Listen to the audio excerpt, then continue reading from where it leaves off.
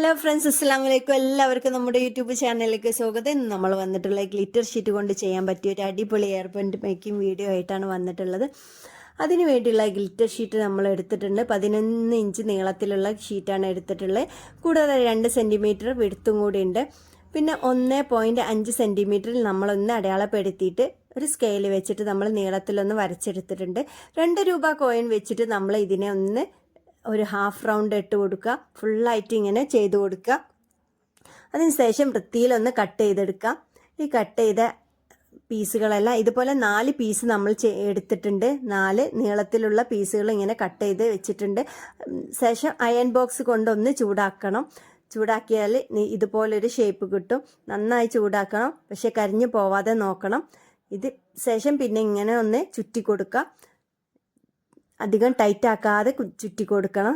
ചുറ്റിയതിന് ശേഷം glue gun വെച്ച് ഒട്ടിച്ചു കൊടുക്കണം. 4 റോസ് നമുക്ക് റെഡി ആയിട്ടുണ്ട്. പിന്നെ നമ്മളൊരു വയർ എയർബോൺ എടുത്തിട്ടുള്ള ഗ്ലൂ ഗണ്ണിനെ ഉപയോഗിക്കുന്ന ഗ്ലൂ ഗണ്ണ് വെച്ചിട്ട് എൻഡ് ബീഡ് ഇട്ട് കൊടുത്തു. എൻഡ് ബീഡിന് ശേഷം 12 mm ബീഡാണ് എടുത്തിട്ടുള്ള ഒരു ഓഫ് വൈറ്റ് കളറാണ്, ഒരു പിങ്ക് ഷെയ്ഡ് വരുന്ന ഒരു കളറാണ് എടുത്തിട്ടുള്ളത്. ഇത് നമ്മൾ കുറച്ച് ബീഡുകൾ നമ്മൾ ആദ്യം ഇട്ട് കൊടുത്തിട്ടുണ്ട്.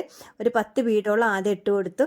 ശേഷം നമ്മൾ ചെറിയൊരു നെറ്റിൻ്റെ പീസ് എടുത്ത് ഇങ്ങനെ ഒന്ന് മടക്കി വെച്ചിട്ട് ജസ്റ്റ് ഒന്ന് നമ്മുടെ റോസ് അതിൻ്റെ മേലെ വെച്ചതിന് ശേഷം ഇതിൻ്റെ ഉള്ളിലൂടെ എങ്ങനെ ഒന്ന് കോർത്തെടുക്കുകയാണ് വേണ്ടത്. 2 നെറ്റിൻ്റെ ഉള്ളിലൂടെയും സെൻറ്ററിൽ ഫ്ലവറും ആകുന്ന രീതിയിൽ 4 ഈ ഫ്ലവേഴ്സും കോർത്തെടുക്കുക. എളുപ്പത്തിൽ കോർത്തെടുക്കാൻ പറ്റും. ഇങ്ങനെ കോർത്തെടുത്തതിന് ശേഷം ഓരോ വിടവിലും നമുക്കൊന്ന് പശ തേച്ച് കൊടുക്കണം. ഈ പശ തേക്കൽ മറന്നു പോവരുത്, അല്ലെങ്കിൽ ഇങ്ങനെ റോസ് ചിലപ്പോൾ ഇങ്ങനെ കറങ്ങി നിൽക്കാൻ സാധ്യതയുണ്ട്, കറങ്ങി കളിക്കാൻ ഇങ്ങനെ സാധ്യതയുണ്ട്.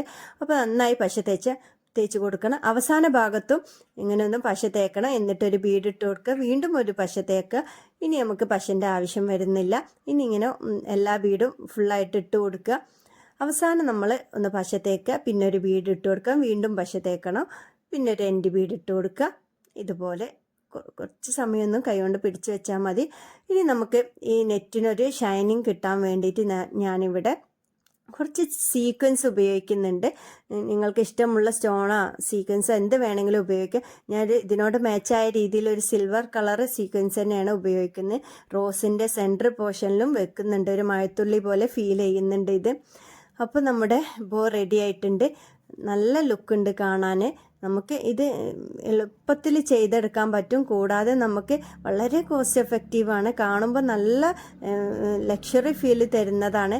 വളരെ ചെറിയ ചിലവിൽ തന്നെ ചെയ്യാൻ പറ്റിയതാണ്. നെറ്റിൻ്റെ പീസും ഇതൊക്കെ വേസ്റ്റ് മെറ്റീരിയലിൽ നിന്ന് നമുക്ക് കിട്ടും. അതുപോലെ ഗ്ലിറ്റർ ഷീറ്റിനൊക്കെ 10 രൂപ വിലയുള്ളൂ. അതുകൊണ്ട് തന്നെ കുറേ നമുക്ക് ചെയ്തെടുക്കാൻ പറ്റും.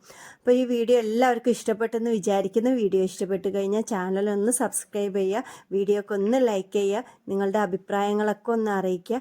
Okay, thank